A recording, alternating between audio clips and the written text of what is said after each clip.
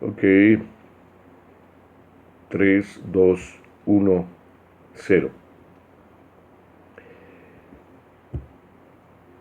Hola amigos visitantes de mi canal.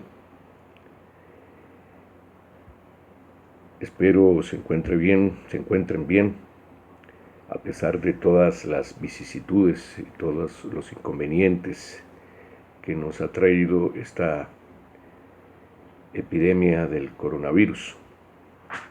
Pero bueno, con suerte estamos todavía con vida y saludables.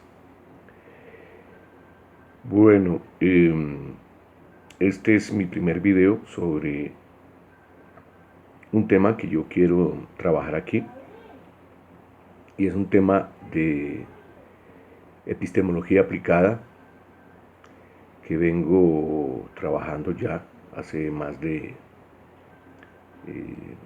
diría yo, van a ser casi 15 años trabajando en esto, no de manera seguida, de manera continua, pero sí eh,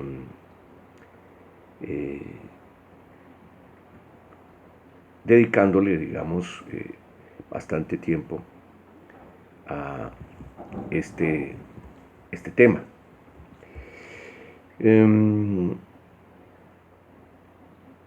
Bueno, ustedes se preguntarán, bueno, primero que todo, se preguntarán ustedes qué es la epistemología y mucho más qué sería la epistemología aplicada.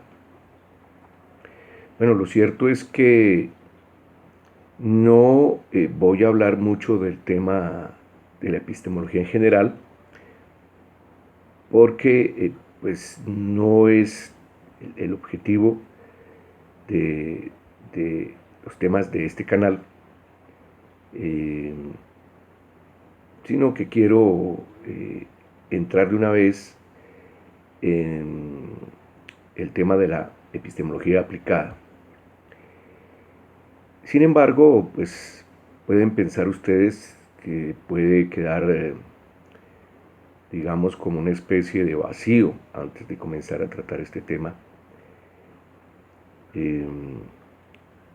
Pero pienso que aprovechando la gran ventaja que dan las redes sociales, en este caso YouTube, porque YouTube, perdón, tengo un pequeño problema. Ok, ya. Porque en YouTube hay youtubers que se dedican, por ejemplo, a este tema y lo desarrollan muy bien.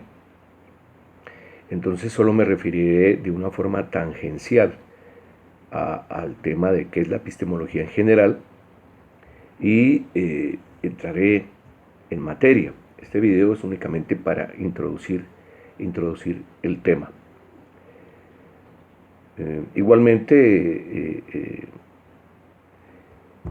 el debate o la discusión que voy a introducir aquí estará acompañada por algún material, algunos materiales escritos que pondré cuya dirección pondré en la caja descriptiva.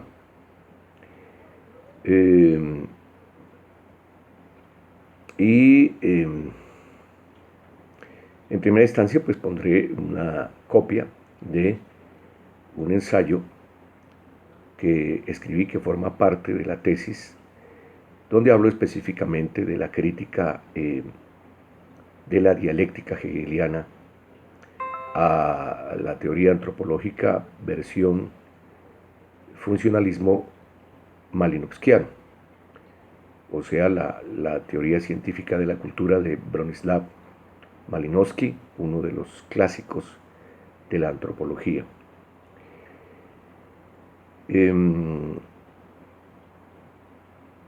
Tengo que decir que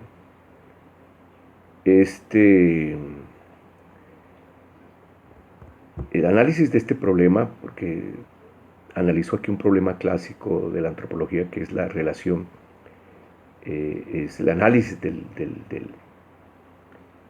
problema de la relación entre la magia y la ciencia, que es un tema clásico de la antropología y que fue sobre todo abordado por los más conocidos antropólogos europeos, sobre todo los británicos. Estamos hablando básicamente de Malinowski y también de Evans Pritchard y Radcliffe Brown. Pero en este caso me centro más en el caso del funcionalismo de Malinowski y tangencialmente sobre el estructuralismo de Levi-Strauss. Bueno, pero como les decía, primero tendríamos que explicar qué es la epistemología de una forma muy tangencial, repito, y después qué sería la epistemología aplicada a un caso específico. Bien, diremos que la epistemología es una de las tres ramas que componen la filosofía, que son la lógica, la ontología y la epistemología, para algunos tal vez la rama más difícil de la filosofía.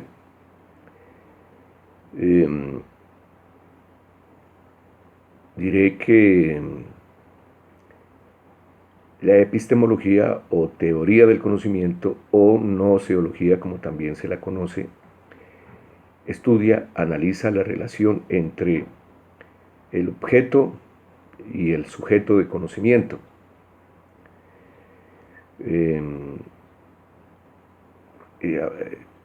Desde el punto de vista filosófico, obviamente, porque está el punto de vista psicológico, pero esa es otra historia.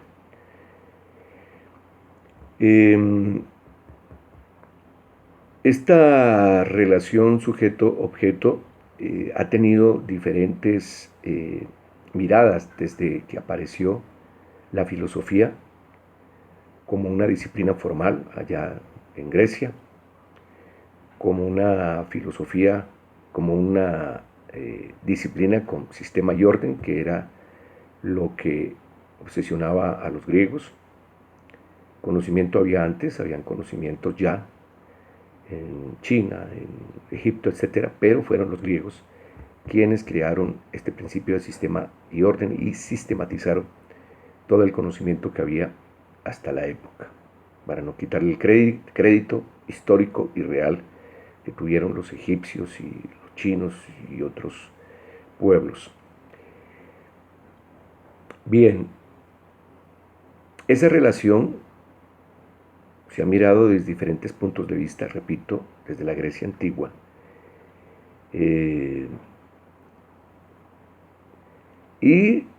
Siempre estos puntos de vista han estado muy relacionados con digamos, básicamente con la época y han estado muy relacionados con la política.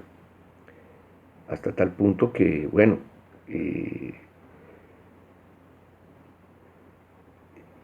según pues el análisis que hace básicamente Marx, pues la filosofía como una forma de conciencia social, pues ya desde Grecia, al ser una sociedad pues, de clases, la filosofía va a responder a unos intereses políticos porque la política estudia la relación entre las clases sociales, para decirlo de una forma muy escueta. Y ya en Grecia, pues comienzan las perspectivas, diferentes perspectivas de la teoría del conocimiento y comienzan los gérmenes de lo que sería después de una forma mucho más definida y hasta el presente, las dos visiones principales del mundo que son el idealismo y el materialismo. El idealismo con diferentes matices y énfasis, comenzando por uno de los más destacados idealistas de la época, Platón, el idealismo de Platón, que en todos los filósofos idealistas de todas las épocas va a tener va a estar ahí como un elemento fundamental de esos planteamientos. Va a estar en Descartes, va a estar en los pensadores, la filosofía clásica alemana, va a estar, por ejemplo, en Kant, y va a estar en algunos filósofos contemporáneos. Y por el otro lado, pues va a estar el materialismo, que va a tener diferentes expresiones, desde Grecia, Epicuro, Demócrito, etc. Después, pues va a estar presente en los primeros planteamientos del pensamiento científico, el caso de Bacon. Bueno, y va a desarrollarse después hasta llegar al materialismo filosófico, al materialismo dialéctico, básicamente con Marx, Hegel y Lenin. Tendríamos entonces aquí dos formas de ver esa relación sujeto-objeto. El idealismo, que plantea que lo primordial, lo que prima, es la idea, y el materialismo filosófico, el materialismo dialéctico, que piensa que lo que prima es la materia. De aquí viene el concepto filosófico de materia, que no tiene nada que ver con la idea ingenua que tenemos de lo que es la materia. En el materialismo filosófico, la materia es el mundo objetivo, la realidad objetiva que está fuera del sujeto, que está por fuera de nuestra conciencia y que llega a ser aprendido por nuestra conciencia.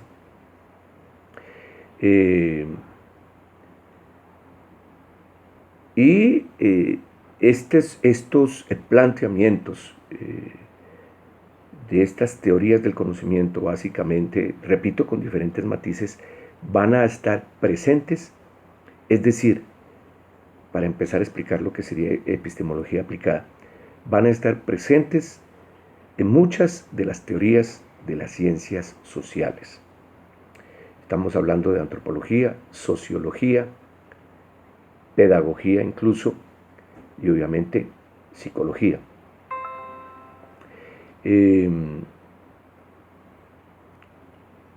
Para dar una primera idea de cómo se aplicaban, bueno, una de las primeras aplicaciones, porque hablaríamos básicamente de dos aplicaciones fundamentales.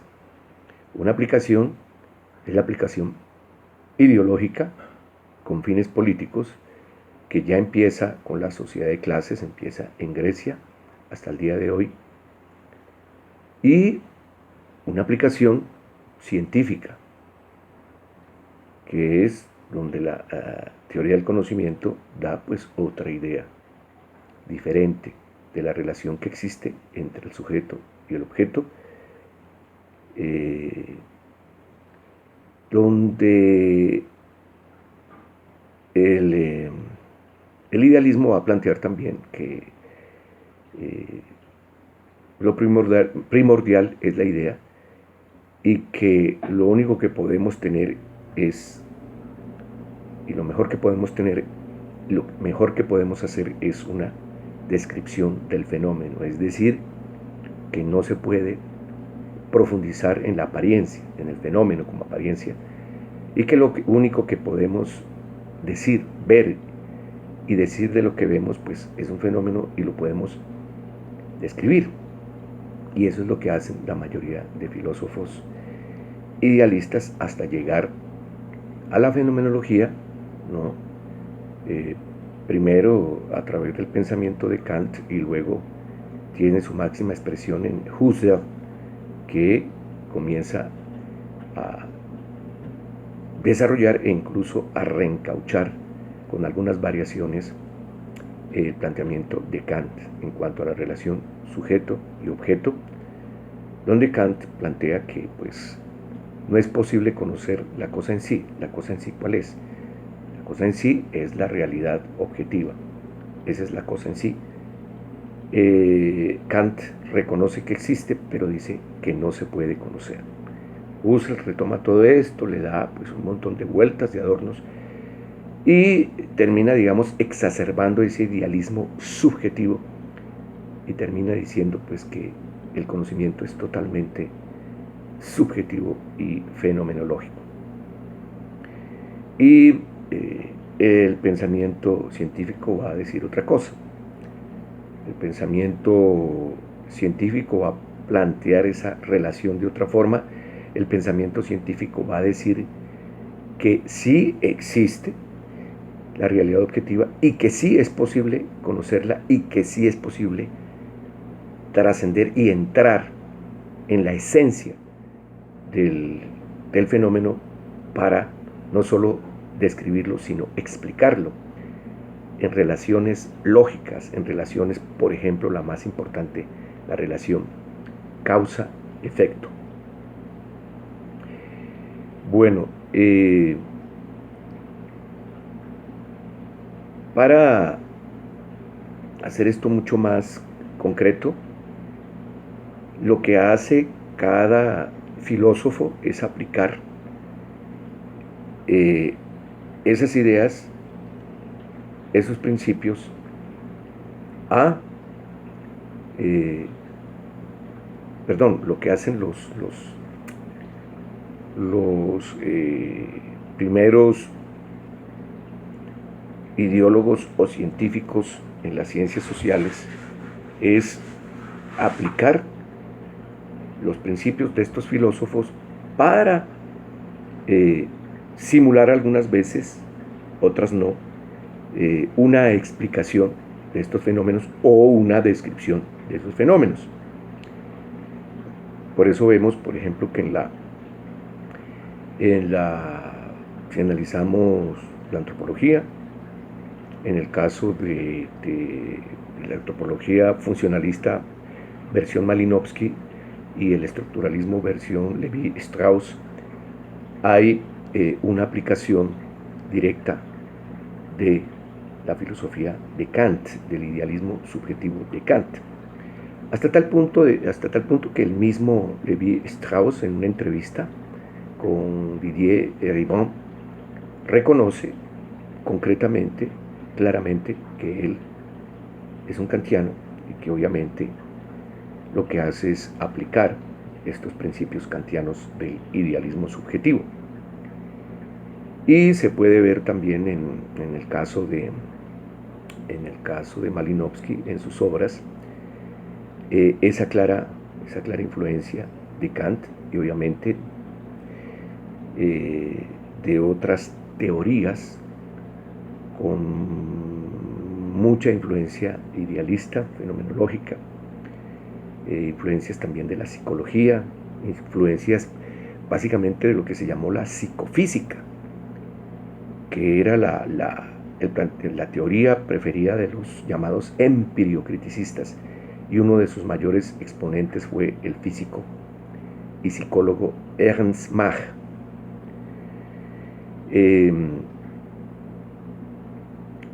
Estos planteamientos fueron analizados, discutidos, debatidos fuertemente por Vladimir Ilich Lenin en un libro que escribió, que es, digamos, diría yo, una obra que vale la pena analizar, que es Materialismo y Empiriocriticismo, que explica cómo era la teoría del conocimiento de esa época y sobre todo aplicada a las ciencias de esa época, especialmente aplicada a la física. Bien, ese planteamiento tiene un desarrollo, pasa por la antropología clásica y llega hasta la actualidad, con algunos visos de eclecticismo, como pasa, por ejemplo, con el sociólogo alemán Jürgen Habermas y su planteamiento sobre la teoría de la acción comunicativa, que es una mezcla ecléctica de muchas cosas, pero donde siempre va a estar presente la fenomenología versión Kant y el solipsista Husserl. Y va a tener otra vez impacto en algunos sociólogos, antropólogos contemporáneos que van a retomar esto, pero todavía no nos vamos a meter en eso porque no nos vamos a meter en eso porque nos interesa sobre todo el problema de la antropología clásica. Y obviamente va a haber otros planteamientos dentro de la antropología clásica que realmente tratan de, digamos, un poco aplicar el método científico. Y va a ser el caso, por ejemplo, de Radcliffe Brown, que va a dar una serie de conferencias en una universidad que no recuerdo,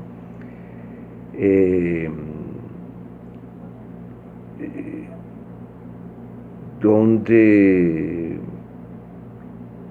pues sus estudiantes tomaron notas y él no se sentó a escribir este libro, pero se hizo una compilación de estas notas que tomaron los estudiantes y de ahí salió un libro que se llama, un libro muy interesante, un libro clave para entender qué sería la antropología como ciencia, no como ideología, donde Radcliffe Brown hace una propuesta muy concreta, muy específica, muy precisa sobre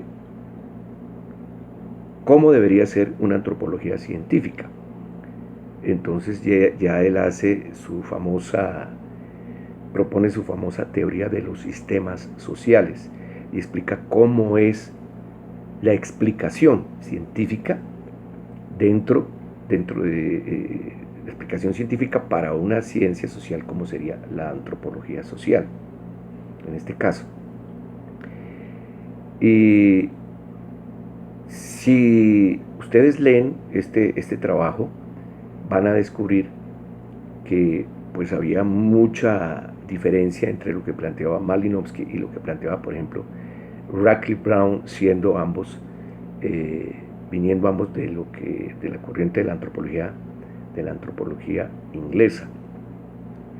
O los planteamientos de Evans Pritchard, que plantean que la antropología debería ser una ciencia como la historia, donde la explicación viene del desarrollo natural, de las leyes naturales del desarrollo histórico. Bueno,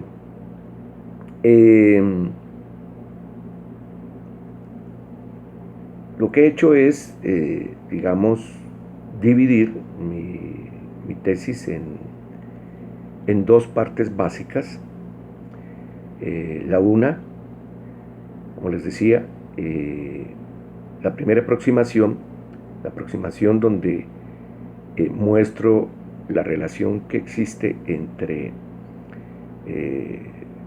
el idealismo subjetivo de Kant y la antropología funcionalista versión Malinowski, y la aplicación que existe que yo hago, de la crítica que hace Hegel a la teoría de Kant en cuanto a su naturaleza explicativa o no de los fenómenos. A este ensayo, que es el nombre general de toda la tesis, lo he titulado El pensamiento salvaje de la antropología. Y parto de esa primera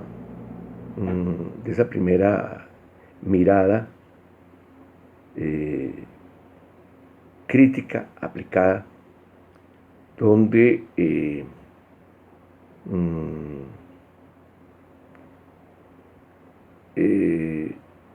Hegel, parto de la crítica que hace Hegel, una crítica muy contundente, muy clara, muy específica, que no necesita de tanta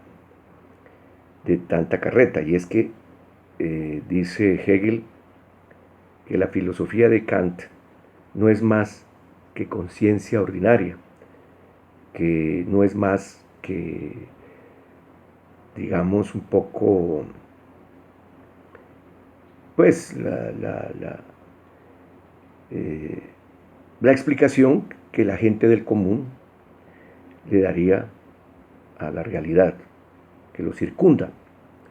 Y de aquí se podría mirar que prácticamente Hegel estaría planteando que de alguna forma, al hablar de esta forma de conciencia ordinaria sin ninguna, digamos, sin ningún ejercicio de explicación de los fenómenos, prácticamente podríamos decir que incluso sería también, digamos, una especie de pensamiento paralógico o incluso mágico. Es decir, que, decía él, se da la realidad como se puede mirar desde el punto de vista de la conciencia ordinaria de las personas comunes y corrientes. Y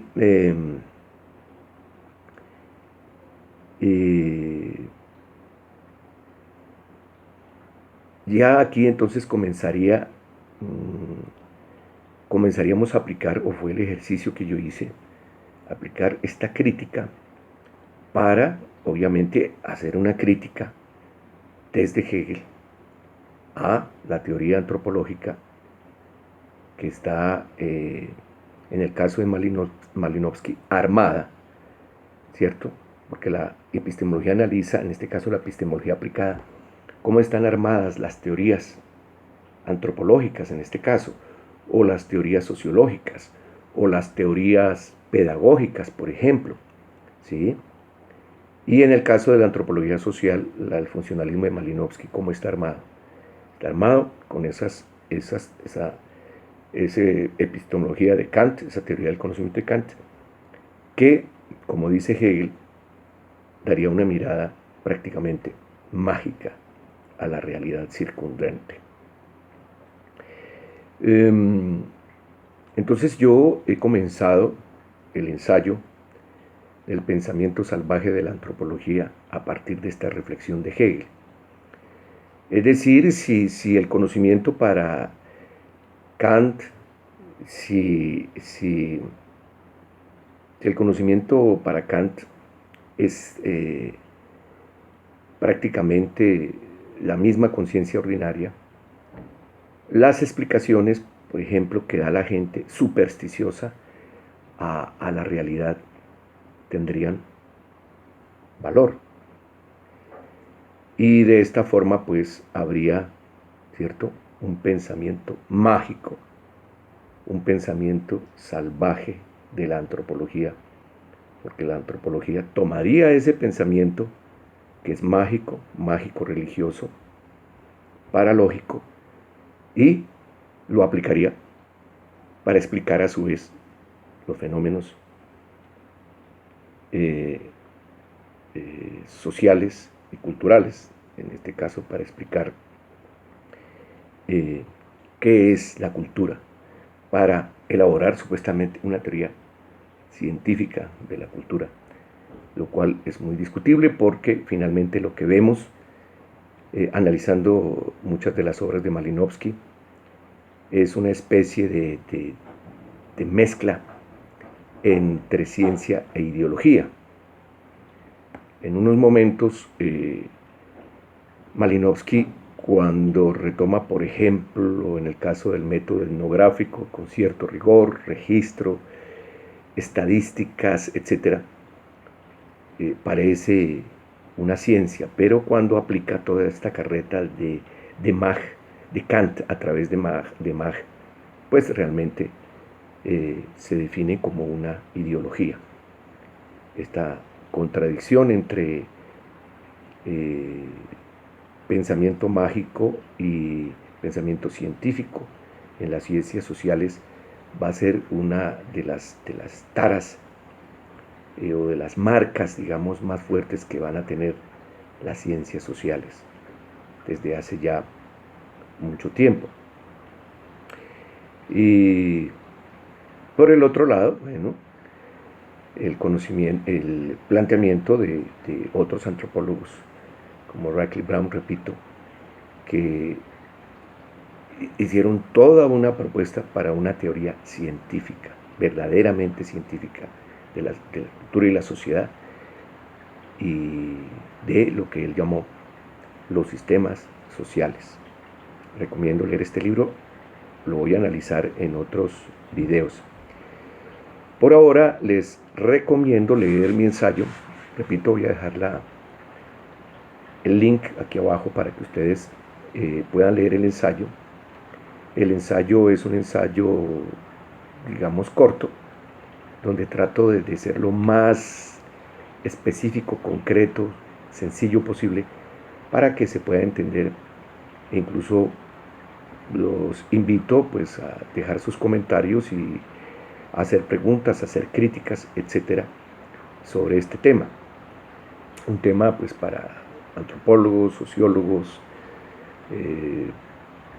filósofos incluso, y gente que esté en este maravilloso mundo de la epistemología, y en este caso de la epistemología aplicada. Bueno, eso es todo por hoy. Seguiremos tratando este tema después de que ustedes lean el ensayo. Yo igualmente voy a hacer otro video para analizar el ensayo y espero que podamos entrar en un debate interesante y bueno, pues ustedes, algunos de ustedes se conviertan en participantes habituales y visitantes habituales de este canal. Les agradezco mucho por su atención. Espero que estén muy bien, que se sigan cuidando, porque el virus todavía anda suelto y todavía hace estragos. Ok, muchas gracias. Bendiciones para todos.